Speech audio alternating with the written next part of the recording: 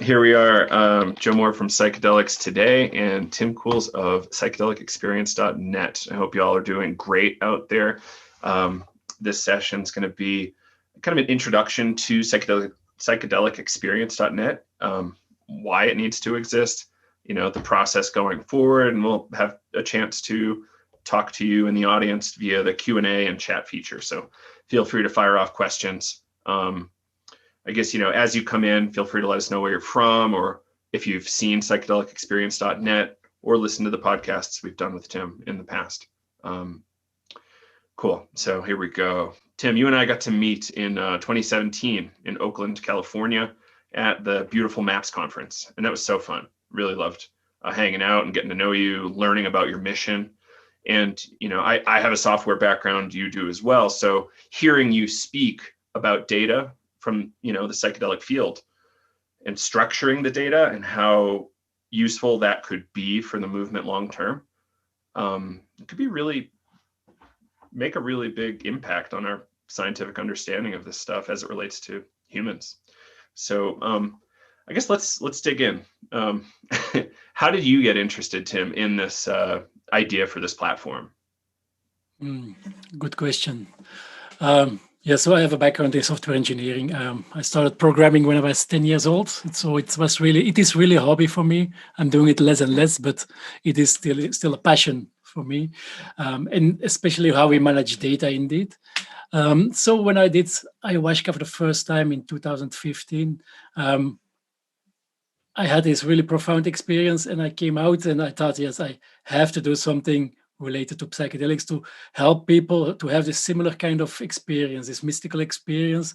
I needed to know everything about it. And my first idea was to collect as many trip reports as possible. So I started to read Rick Strassman's work. He collected 60 people, gave them DMT, interviewed them, and then stored all the data. And I reached out to him a while ago, and I asked if we could use the data, and I was really surprised that this data is not available in the public. So this is one of the problems. And when I started to use psychoactive substances, probably late 90s, something on the internet, where you end up? Arrowhead, of course. Arrowhead, it still looks the same. It still looks like it's the 90s. It's a really, really helpful resource, of course. The problem with this data is also that it's not open. So it's not open, and also it's managed by a small committee of people. So it's a few people who are managing this data. So my idea was first to create a platform where we can freely share this kind of experiences, and to use it then for analytics, to use it to give it to scientists in an open data format, in a structured format, so that it's very easy to do analytics on it, that we can do some kind of correlation between some kind of preparation and the outcome of the experience, these kind of things, which is really fascinating. The next thing I saw in the psychedelic field is that it's not always all as beautiful as I thought it would be. I had this really beautiful experience, and I thought, everybody who has this kind of experience must be a superhuman. Right. Turned out that it's not the case, and that people who work with this kind of plants and medicines and substances, that there are often crimes related to it. Crimes, that is kind of abuse. One of the first thing I read was about a guy who died in the Amazon in Colombia, and the more I read, it was not about ayahuasca. It was a tobacco cleansing he done, and what they did is they just dropped him somewhere on a road far away from the retreat center or for where they were working. And this made me very curious. How can people do this? So yes, the more I started to read about it, the more kind of abuse I was seeing. People dying. That's the worst case, but sexual abuse, just robbing, because it's now a tourist boom in the Amazon. It's just people get robbed. So the more I start to read about it, the more common the problem seemed to be. Still, it's very rare, of course. it is a minority of the people who work with these kind of things, but it's severe enough to do something about it. And I thought, yes, now we need a TripAdvisor. So let me add a directory of all the organizations who are working with this kind of plants and medicines, and ask the people what is their experience with this kind of organizations. Mm. Yeah, that's beautiful. And you're right. Like, these are fringe cases, but they do exist, right? And one of the reasons they exist is because there's no place to really discuss this stuff openly. That's one of the primary reasons. Prohibition and our movement being a little bit delicate, folks don't like those stories to come out because it makes the movement potentially look bad. But in my opinion, what makes the movement look bad is us not willing to look at it clearly and honestly and openly, and instead defend these shamans who we might have worked with in the past, or whoever it is. You know, it could be an underground facilitator in the States, but this is where it becomes a little more tricky. I think above ground facilitators and doing legal work in legal countries, like, that's quite fair game. So it's exciting to see what you're doing. And did you get started in 2017 with the website, or did you start earlier? Earlier, in 2016. I think probably I started in 2015, but this was really like just a very minimal proof of concept. I also lost myself in the technical details along the road, which is quite common for software developers. Yep. So it's really good that it's here right now. Most of the projects people start on as a developer, they never see the sunlight in the end. So, but I really believe that it's necessary. I'm not doing this because I really like to bring attention to the bad things in the community, but I kept on doing it because people kept asking about this. People really see the need to do this. It's not something that you if you see the reviews or to learn more about it, it's not something that makes you happy often.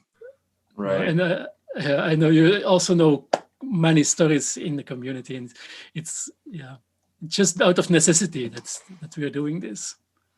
Right. It's unfortunate, and I'll admit to this really dominating a lot of my thoughts on the field currently, more so than the good psychedelics can bring to us. It's like, how much harm are we letting go on? And I'm just can't with good conscience ignore it. So, that's why we're here, right? Yes. And some people try to ignore it or try to close their eyes. And this week again, I heard also reports from the scientific studies that there were also manipulations of data or something, maybe, that they try to minimize or try to maximize the potential effects and minimize the risks. And of course, for me personally, I strongly believe in the benefits. Otherwise, I definitely wouldn't do this. But we have to be honest. We have to be honest about it. Right. It's really important. So, what have you seen in terms of benefits so far? Like, have you seen much get reported, or like some data come in? So the report side of the website, it's currently not public. So, but most of the reports were very positive. Yes, the reviews for the organizations, like 80% is like 5 stars, and then 20% is like 0 stars probably.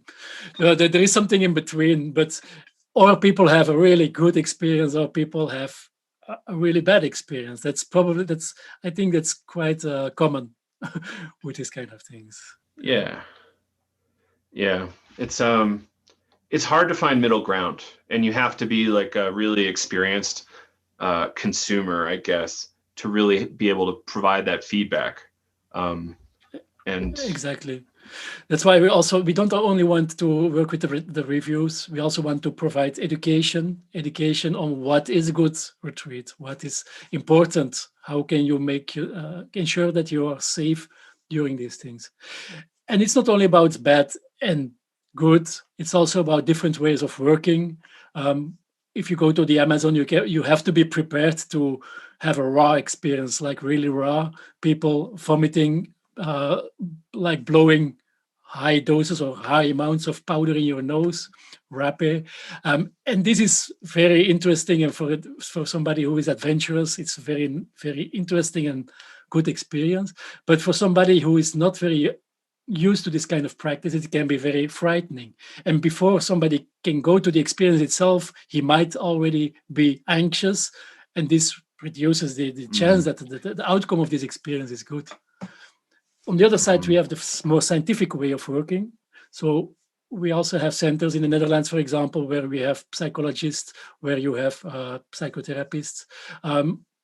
And this is totally a different way of working, and both are valid in my opinion, but we have to ensure that we bring people to the right place.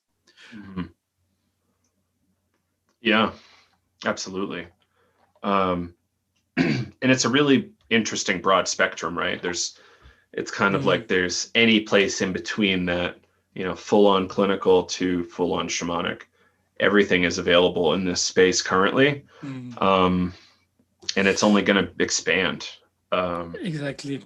People are drawing the practices from the Eastern philosophies. They invent practices. They combine it with local plants. And I really like it in Europe that, for example, that we also try to explore the local plants more from both from traditional or cultural point of view, but also from ecological point of view.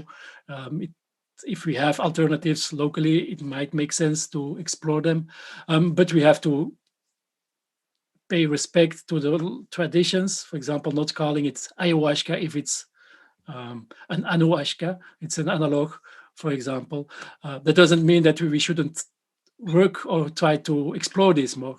If they have potential, if they have healing potential, we should. But we should know where we can, what we have at which places. But the most important thing is that people should be trained well enough, that they should work in a framework of safety and ethics. And there is no doubt about this. Whether you work shamanic way, whether you work neo-shamanic, new age, or really scientific, professionality and ethics, safety, this is some things you cannot argue with, I think. Yeah, I totally agree. We should be trying to maximize safety, maximize our local usage when possible. And yeah, there is a European tradition of psychoactive use. So what is that? Is it appropriate for us anymore? These are things we should ask and experiment with and report back, right? Using a platform like yours. Like, oh, was that, quote unquote, pharmawaska session okay? How does it compare to your other two, trip reports to Peru? Yeah, because that's, certainly there's some really interesting exploration happening in Netherlands and elsewhere, but it's just the legal stature there, the legal status there, and lack of real prosecutions at the smaller scale is opening up a lot of interesting experimentation. And I'm hopeful. I'm sure some people are going to get hurt, but that's in this field when we're not really above board yet. It's a quite buyer beware situation. And it's, it's hard when people are desperate. So when reviews are made more easily available, like, why wouldn't we check those out before we chose who we were going to work with or where we were going to go? So I see your work as essential going forward here. And I've noticed some pushback, and I'm just really confused about it. And I understand some legal complications, but the rest of it, if you're above board, like, why wouldn't you want to be involved, or are you afraid of reviews? Like, these are kind of the things I'm concerned about. Like, oh, I don't want to be on a place where people can rate me. It is difficult. It's working with reviews. It's quite difficult. So it's not one of the problems, for example, is that we work with people with mental health issues. For example, if you work with people who have attachment problems, I got feedback from a therapist, psychotherapist, and she said, yes, I mainly work with a population of people with attachment problems, and the chance that any of them would write for me is almost zero, because it's the nature of the people that are drawn to it. So in some cases, it might be very difficult. It's really attracts some people who really need help, and also the way how psychedelics are presented. Sometimes they might be very disappointed because Right. uh, Expectation is so high. expectations. Yes. And it's a tough one because on one hand it's justified, on the other hand it's not. We can't promise anything. Mm, And how do we even discuss that fairly? mm. Like it's a complicated situation. Yes, and for some people who go, uh, it's their last resort. It's like, Hmm. okay, I tried everything. Is this not working? Then yes. Um, so it's difficult, but most organizations or guides, I think they're more as happy to collect reviews. It's first of all, most of them are also business people, and they understand the potential of people read about their services. Um, it's not that somebody has a difficult experience that a review should be bad. It's not that Right. somebody isn't cured that a review should be bad. If somebody did not have the proper support, then that's the point where people start to write a review. Right. Hmm. And you cannot satisfy everybody. It's also personal interaction. You get along with some people, other people not. And so if you read one bad review among 1,000 others, I don't think um, any person who can think logically will know that this might probably is just the exception. Right. If you have more reports about some strange behavior in ceremonies, in sessions, this is when we know that there are some red flags. Right. Yeah. Like we can't. Yeah. It's a strange one. And this is one of the reasons why I'm working towards my inclination is total end of the drug war. And I know that's a pipe dream. But what Mm, that does is it allows for total transparency and a lot more openness, unless there's some, religion with secrecy or something, which is fine. I'm okay with that. But, it's, let's not say it's the dominant mm. strain of the movement, right? If there's secrecy.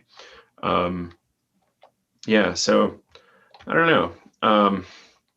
I'm curious what folks out there are thinking. Just please feel free to throw us some questions and we can try to work through that. Um, but yeah, like one situation popped up where an individual didn't want to be listed on your site, Mm, and it wasn't even facilitation, right? It was like kind of training and coaching, mm, and that to me seems a little um, complicated. I don't totally understand what the inclination is there, like why and why not. mm. Um, We had a few people requesting um, to remove the organization. Um, One was somebody I knew personally. It's a few years ago, and I was happy to remove it back then. His main point was I was working really hard on my SEO, my ranking in Google, mhm. and I want to be independent. I want to be independent because some people think if we list them that they are vetted by us or that they are approved by us or recommended, and this is not the case. We just want to be unbiased platform and just collecting data from people who have been to this kind of organizations. Right. The other person, it was was a ketamine center in the States. They operate in a legal way, and his argument was he first of all he threatened with legal actions start from the beginning. So I was really surprised. I thought it was maybe an American thing from the USA. But one of his argument was that ketamine that he didn't want to be associated with the word psychedelic, although uh, in other ways he was definitely Hmm. associated with the word psychedelics.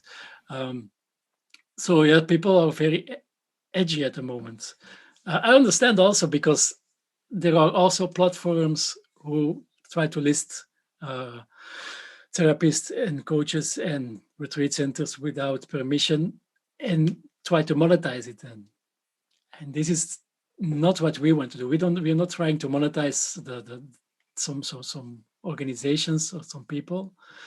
We just want to provide enough information so people know where they can go for safe experiences. Yeah, good. And you have a model where it's not necessarily the regular users paying; it's more like the centers probably paying, right? Or like some sort of an industry fund to help support it. Yes, we're still working on our. We first wanted to launch the directory, and now we're working with a team of 12 people to find the right way to monetize it, to make a financially stable organization. It's a nonprofit, by the way. We deliberately chose to be a nonprofit because we didn't want to have financial incentives. But of course, we need money, so we will try to get it where it's made or where it's collected. And there are centers who make a lot of money out of this, and they also are the reason that this platform has to exist. So we believe that we should try as much as possible get the money from there. Yes. Great, great. And have you? I think you've developed a number of partnerships, right, with some substantial organizations. Could you speak about those at all? Yes. So we have a partnership with Psychedelics today, the Thank You Plant Medicine organization, which is also a very open organization, very focused on the promotion or on the decriminalization. We work together with the Microdosing Institute. Microdosing Institute in the Netherlands, also focused on microdosing and also on the policy changing. So we are now currently in the process of finding more organizations to work with. So it is a community effort, and we also have the support of some scientists. David Luke from Breaking Convention, for example, Wade Davis, the anthropologist, and people really believe that they need to support it because it's so necessary to improve the quality of these centers, because there are so many people out there who have seen the light, who have had this very powerful experience that changing people, their lives. But then they also think that they can facilitate these sessions without any training, without going through their own process first before they do it, which is really sad, of course. And so we try to collect as much information from the community, from the scientists, how we can do this as ethical and as as efficient as possible.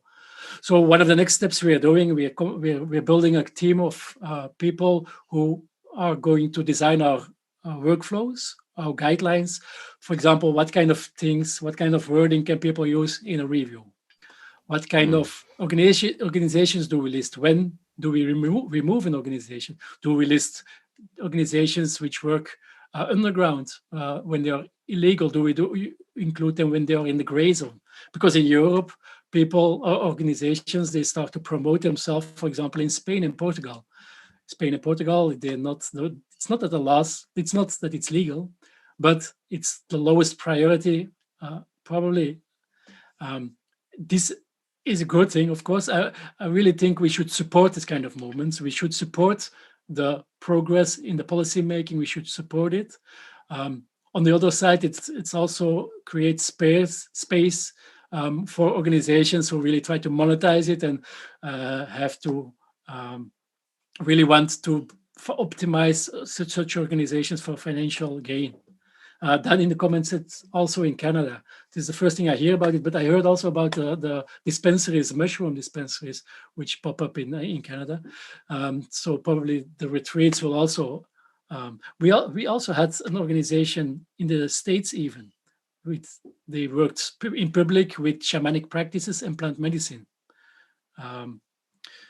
So it is more people are trying to change the perception and to change the policies, and this is something we really need to support, I think.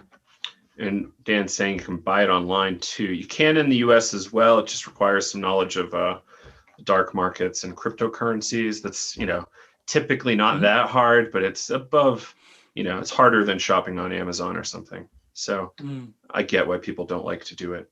But yeah, now there's markets just on the clear web, like normal web, where you can buy mushrooms in Canada. And they were selling, Tim, I don't know if you heard about this, but similar to Europe, there's a lot of the analogs are available for sale online. Yeah, for a long time, you could buy pharma grade LSD prodrug, 1P LSD, and for not that much money. And No. it was shocking to me. And all in Canada, I couldn't get it, unfortunately, but others did.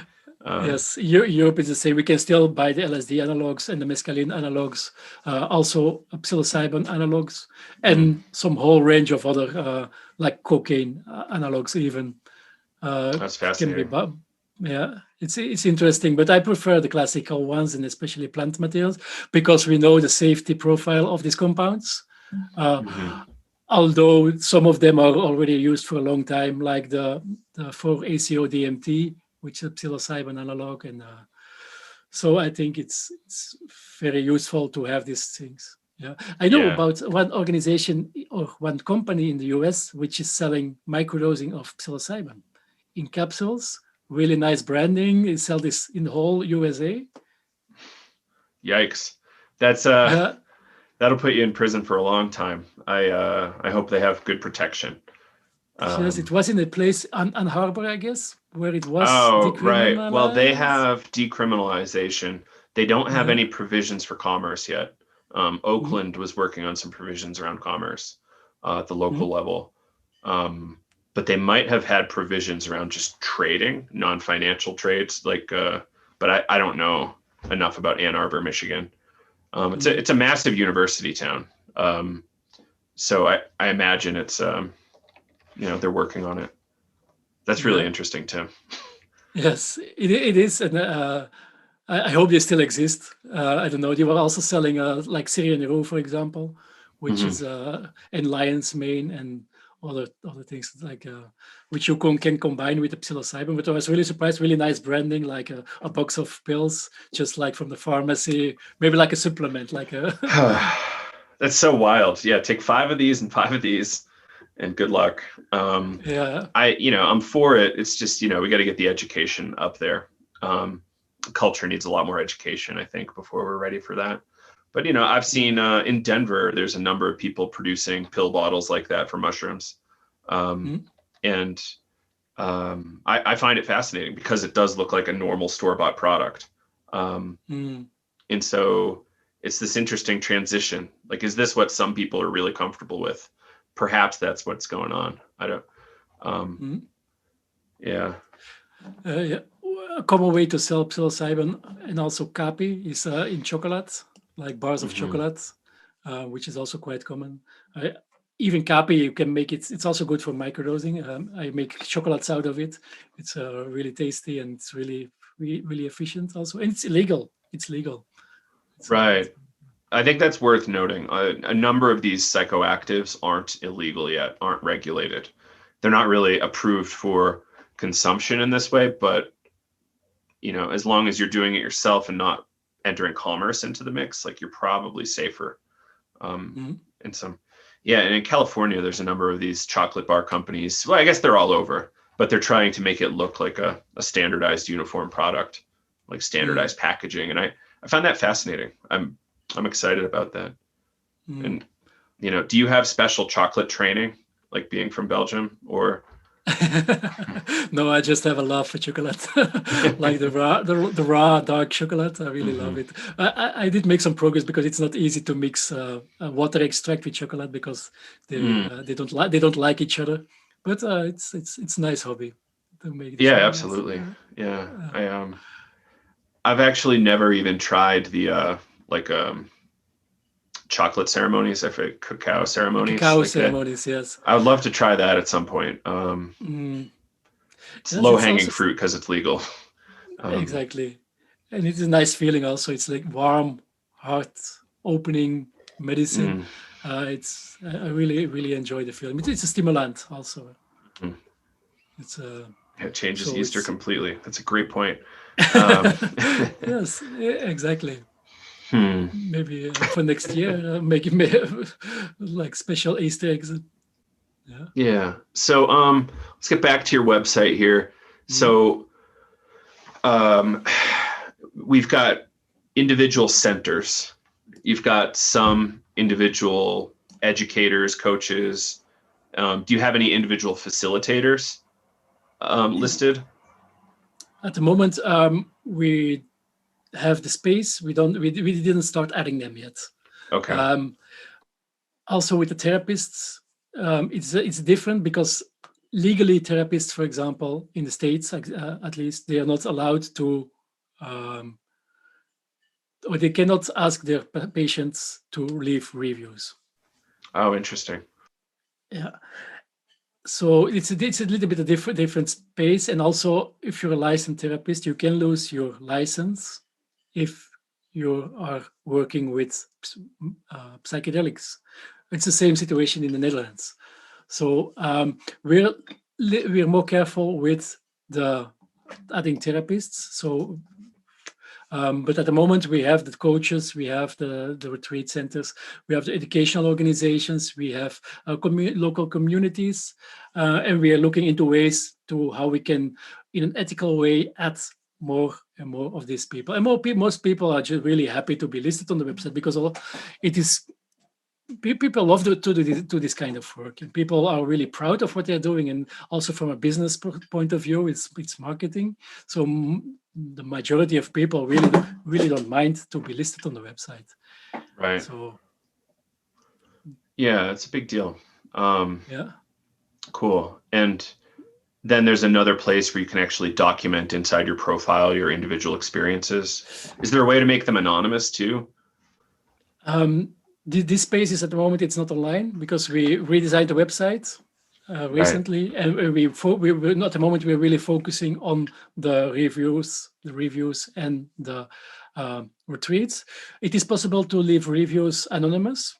We do ask for your full name privately. And if there is a chance, or if there is a conflict in the review, we will reach out to you to prove that you were in the center, to see whether it's a real review. And it's not about just publishing bad reviews and making people not wanting to go to a specific center. It's more about starting a conversation in the community with people who have been to a place which can be improved, with the owners of this place, so that we can improve how people are working, that we as a community we can improve the professionality in this space, which should be the goal. It should not be the goal just to ban people from community, but just as a community to work together to improve it. Right. We should be taking strides to, develop the whole thing. Like you can't just kick everybody out, right? We've got to like understand how, what would rehabilitation look like, or earning your way back in or something. It's not just that you wrote 4 books that you should get an automatic, yeah, come on back down, no problem. I know you hurt me No, in the it's past. yes, it's difficult because we also see this with people who had reports of sexual abuse, and when they come back to the community, it's always very difficult. So um, of course, there's a big difference between being a public person and to providing services. Right. I don't know the answers for this. I don't know them. Um, Exactly. That's why but we need community to help us all figure this out together. exactly. That's why we need that's why we need advice from scientists, from people who have more experience from the ethical point of view, for people from the community who go to centers, what their opinion is. So if you want to be involved with this, just reach out. We really need this kind of voices of people who have more knowledge about this, so we can work together to improve this. Mm, right. Um, and are you working with volunteers? Are you accepting volunteers? Yes. So we are at the moment we are a team. Everybody is volunteering at the moment. We don't have a steady income stream at the moment, so everybody is volunteering. So we have a core team. We meet regularly. We are really working with goals and really try to organize it. we really want to have a flat organization. This means that it's not me who is saying how everything should be done. It is in collaboration with everybody. We have people who are very knowledgeable about sales, about marketing, about social media. It's not me who, because I founded the organization, that I say how we're doing it, but together we create a plan to move forward. And we need more people to help with this. We need people who can help with the data. The data is, we need to improve the data quality, to review the reviews, the data, but also the marketing, to reach out to organizations, to help on social media, all these things. It's a lot of work, and especially because we're doing it as a volunteering position, it goes slower. We're also working on products. So we want to monetize, or we want to build a financially healthy organization. So we really need work, and we have an email address, volunteer@psychedelicexperience.net, or you can just reach out on social media or on the website. There is a form. So just get in touch if you want to be involved with this. We really welcome everybody who can contribute to this cause. Great. And I'm really just hopeful for the future with this, because all of this data can really help inform policy decisions, laws, funding priorities of different research organizations, and so much more. One of my favorite stories around data in the space is some researchers asked the Eurowitz for some data from their site so they could, do some work. And, yes, the data was not publicly available, so they had to make a request. They had to take the site down for some maintenance, and in that process exported some data and gave it to the scientists. And I think they were able to create 4 to 10 different scientific papers based on that 20 minutes of work. So what does that mean? If the data is well structured already and available already, I think there's some massive wins here, just given that. I totally agree. And there are now some for-profit companies also try to collect as much data as possible, because if you see in the direction it is going, it's not only giving psychedelics to somebody, it's in combination with the telehealth platform or with a collection of data. Of course, these are for-profit platforms. It's a closed environment, and what we try to offer is alternative, to create an open platform which can contribute to many places in the world. So we have scientists from Brazil to UK, the States, Canada, Europe. So it's a different approach. And I think it's in the line of the psychedelic experience and the psychedelic community. So. Yeah. Cool. So yeah, just a reminder to everybody, please throw in some questions if you've got any. We've got a bunch of time left to dig in. But Dan had this comment here about reconciling the mystical and the clinical, and I don't really know that that's possible. Like the clinical approach to the mystical is to put a number score on it, and like how can you reduce the mystical experience to in a fair way to a single questionnaire.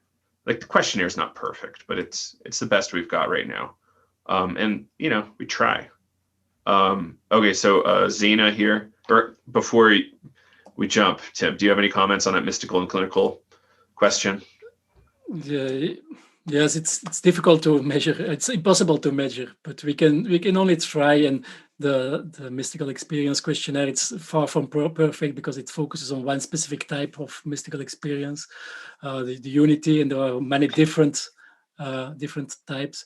But I think the more we evolve, it is just the beginning of this research. It's just the beginning of the research of consciousness. So I think it will evolve over time. So you cannot take the mystical parts away from it, or the spiritual part, or however you want to call it. You can try to frame it as scientific as possible. You cannot take it away. It's not possible, in my opinion. Right, and let's consider psychology as a field is very young, and totally not mature. Like the DSM has a lot of problems, and our approach and relationship to the DSM is probably the more problematic thing. And how many psychologists agree Like psychology itself doesn't have a grand unified theory, even at the beginning. There's still Freudians out there. There's still pure Pavlovians out there.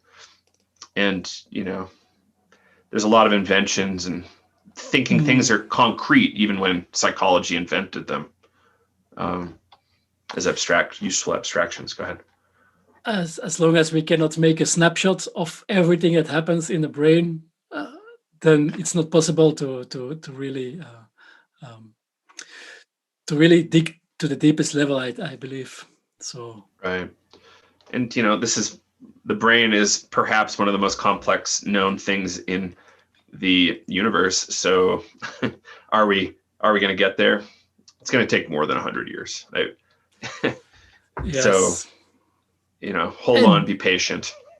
Yes. Do we want to get there? That's also a question. Do we really want to know everything, or maybe it's just life? It's just part of being human that we don't understand everything to the fullest.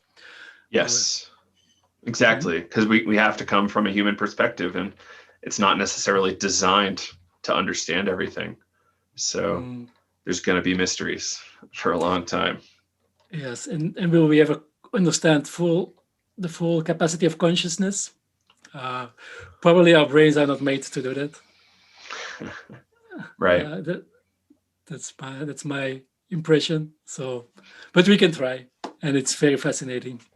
Yeah, totally.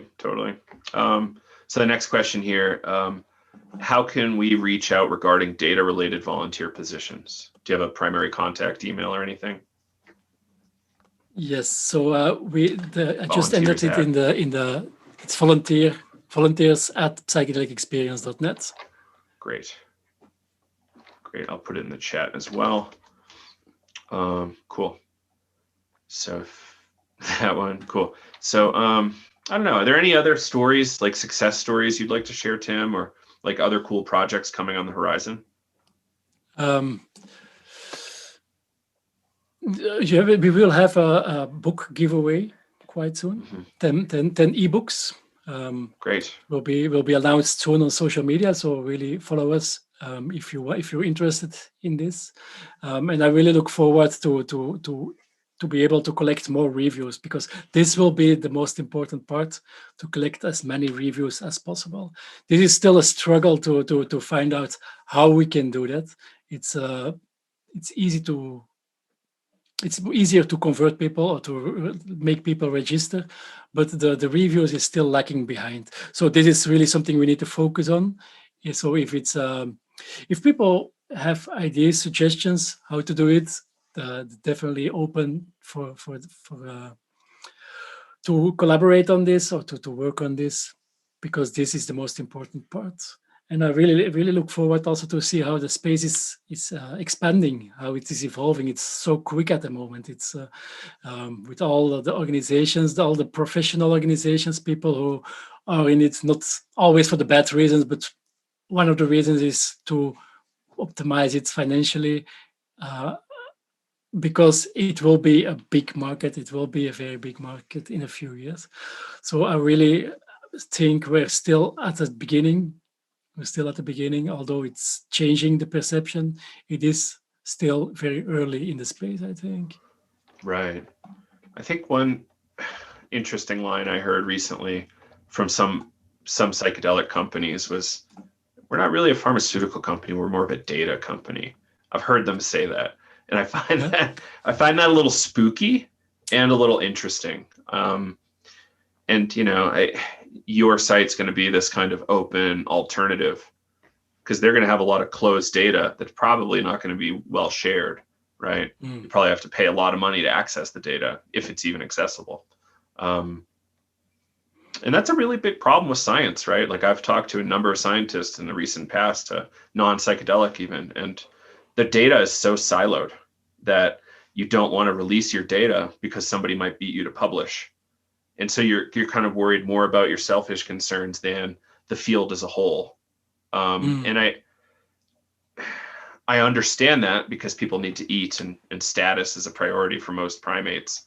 So I get it, but I'm also like, what's our goal here as a culture? Like, are we trying to survive? Are we trying to thrive? Are we trying to just make as much money as we can before we die? Like, what are we doing?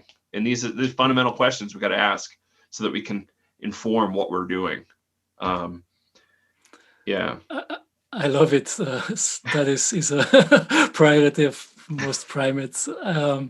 Yes, it's sad, but I think one of the lessons people learn from the psychedelic experience is that there is more. It's more in the community. It's more about community. It's more not about individualism.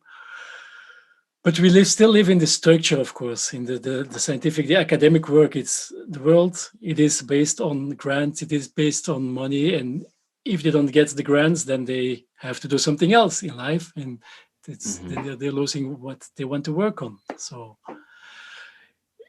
yes, and the data is very interesting, especially if we can optimize the procedures of the psychedelic experience. Then, so if we know exactly what makes somebody in a specific situation have the best experience or have the best outcome, this is where we're going to. And I believe it's not only in psychedelics. I think because psychedelics is such a new field that it's very adapted here from the start.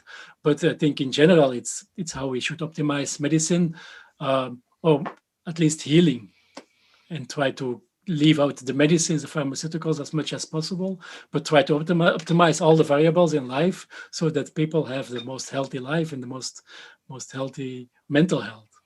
Right. Yeah.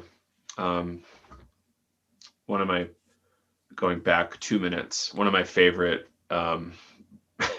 quick digs at academia. Academia is so vicious simply because the stakes are so small. Like, there's not really that much to win, right? Like, there's a couple awards. There's not necessarily a ton of money in academia. So you've got to really fight to like get to the top of the ivory tower and try to stay there as long as you can, I guess. And that's the game of academia, as most, outsiders see it. It's probably a little nicer than that, but the stakes are so small and people as a result get a little feisty.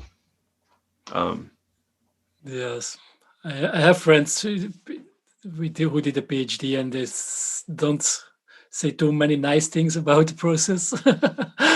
Right. How many people loved doing their PhD? I think substantially less than 20% is my guess. Probably, yes. Yeah. And Dan Connolly has a comment here. Like, why are we doing things? Yeah. Like, what's our decision making and what informed that decision? Like, psychedelics can help us understand that, but we can also figure that stuff out in meditation, journaling, being in communication with friends and family, and like what are your real motivations? And is it just playing the game that's been sold to you, or is it your own game? I guess I'm starting to use Timothy Leary language now. Whoops. But yeah, like stuff, like a lot of this stuff is a game, and we've got to figure it out. And what is winning to you as an individual? Yeah, is it time with friends and family with an open heart, and as much love as you can pour out, or is it something else? It's, oh, you've got the Lamborghini finally, and maybe people like you now. Yes, this is digging deeper into to where you come from and what your patterns are, and this is very, very interesting. And most of the things that we mention now, the status, the Lamborghini, this is not, in the end, it's people will realize that this is not what will make them happy in the end, or not, or maybe sooner or later. And this is where psychedelics help, but it's just a tool. It's just not, it doesn't work like that for everybody. It's not working for everybody. It's also just a tool. So I think the practices that we use for integration, even without psychedelics, are at least as important to integrate these insights that we have, the insights in ourselves, in our community, but also in the transpersonal. How can we integrate this in our life, and what should we do with it? This is more important. Yeah. Right. In a lot of ways, we finally, I guess the adults out there finally let us have the microscope and telescope back for psyche. Like, what is going on in here? We finally have those tools back legally. And now we can dig deep into like, what is this human condition? finally. Like imagine what would happen if we spent a similar amount of money on psychology, psychedelic, inquiry into psychology as we did at CERN. And like the many billions of dollars spent at CERN and the amount of energy used at CERN is It's crazy. mind-boggling. And the amount of people who really understand what is happening there, that's really Right. small. That's really Right. small. Or compare it with the war complex, the war industry. The amount of Right. money is going in that direction. How they can optimize just warfare if we would spend it on mental health instead. What if, right? And it would, that would be a real game changer, Tim.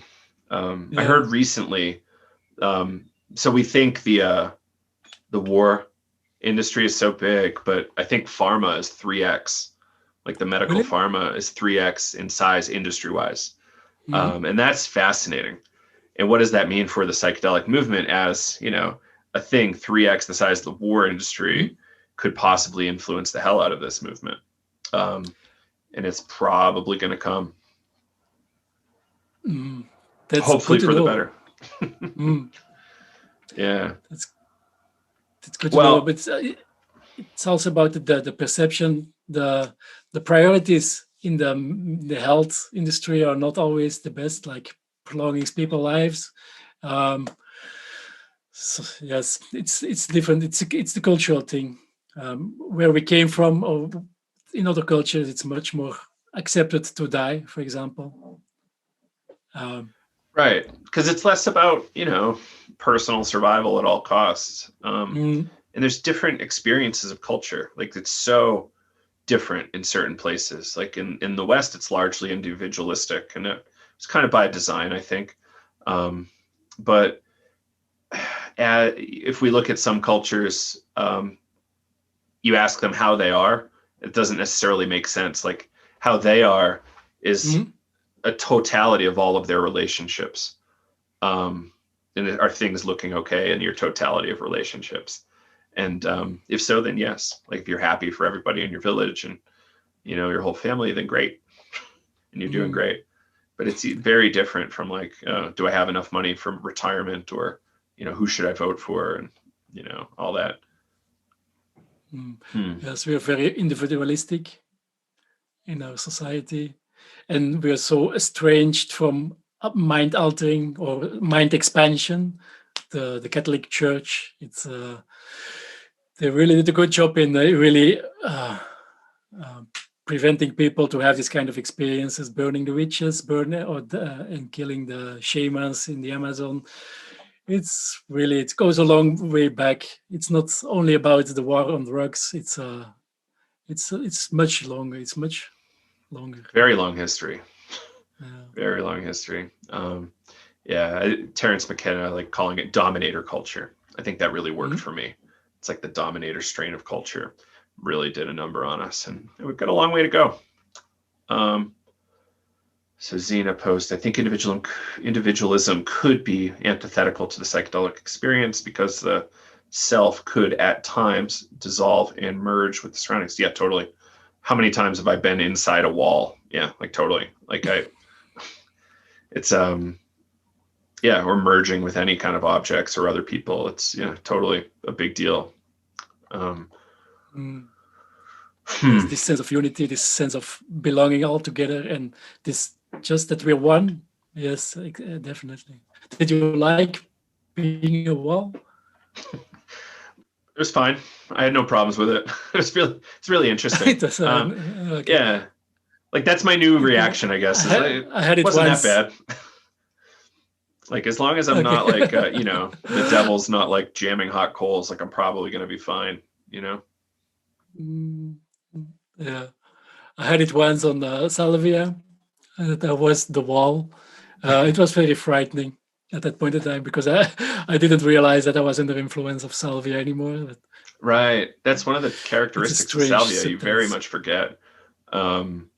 It's or you can. I guess it's dose dependent forgetfulness. Dan, psychedelics could be used to control population. Yeah, like totally. In the 60s, there in the U.S., there's a lot of manipulation of the culture, by the dominator class, I guess. And we've got to be aware of that history so we can steer the ship in the right direction, to the best of our ability. It's a really big boat. And if somebody falls off the boat, let's get them back on and let's hopefully go in the right direction. And what is the right direction? That's going to be a debate. Like, I'm not telling you what it is. It's just, we should be having this conversation together in an open, honest way. And not hiding from scary items like, abuse, like your site's trying to address, or, oh, this particular drug is a little problematic for XYZ reasons, and have a good discussion around that. Like, there's still people consuming 2,5-IN-bomb, and people die from 2,5-IN-bomb on the regular. So, like, why are we doing that? Should we be doing that? Is it, like, at what level of risk is it okay to be taking these more exotic drugs? Let's have the discussion. I'm not going to tell you not to risk your life. Just saying, like, let's discuss it and know your numbers. And I'm seeing this in a lot of the kind of anti-vax world. Like, nobody's looking at the data. They're like, oh, 6 people. It's like 6 out of how many millions of people?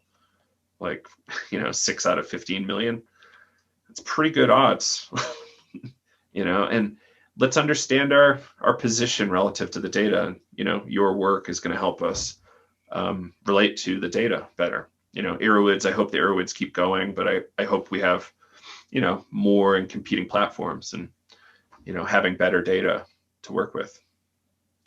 Or aggregation platforms where we can combine all this data and work together. That's absolutely even better. Oh, that's interesting. I could see some really cool stuff with some sort of like a combined data science platform. I would really love to see that, honestly. Cool. So I guess no more questions from anybody here. It's your last chance if you got a question. But Tim, anything we didn't really get to about your platform or Q&As that you might want to address?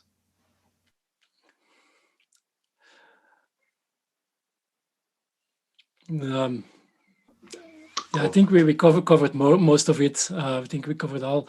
Yes, the biggest concern is that people are being listed without consent.